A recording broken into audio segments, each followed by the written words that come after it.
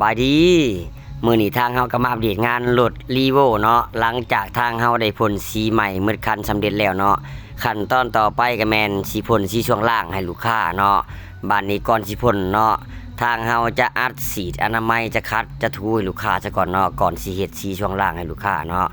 งานแบบนี้เนาะทางเฮาจะเฮ็ดให้เฉพาะรถที่มาพ่นสีใหม่เบิดคันเท่านั้นเนาะนี่สังเกตเบิ่งเนาะลูกค้าใส่มาหลายปีแล้วเนาะขี้ต่อขี้ต้มมันก็สีเกิมสีติดเนาะสีแน่นเนาะว่าซะก็สิประมาณนี้เนาะก่อนทางเฮาสิอัดสีให้ลูกค้าเนาะทางเฮาจะถ่ายให้ลูกค้าเบิ่งซะก่อนเนาะว่าสภาพเป็นแบบใดเนาะนี่บัดแล้วจังไปแลใส่เบิ่งกับตอนอันอัดฉีดแล้วเนาะบัดนี้อยากจะกอกจะกลัวเนาะทางเฮาก็ม่างลงมา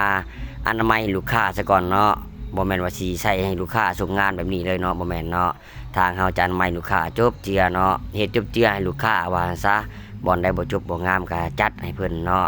บ่แม่นสิปะปล่อยผ่านเนาะบ่แม่นว่าสิอยากได้แต่เงินเนาะว่าซะบ่แม่นเนาะสำหรับทางห้านเฮาจะเฮ็ดลูกค้าจบเจือเนาะท่อพื้นท่อไผนี่ก็สิคัดให้ลูกค้าใหม่เมิดเนาะถ้าเบิ่งตอนต่อไปเนาะว่าสิละเอียดส่ำใดเนาะสำหรับคลิปนี้ก็เมิดเพียงเท่านี้เนาะอย่าลืมติดตามคลิปต่อไปเด้อ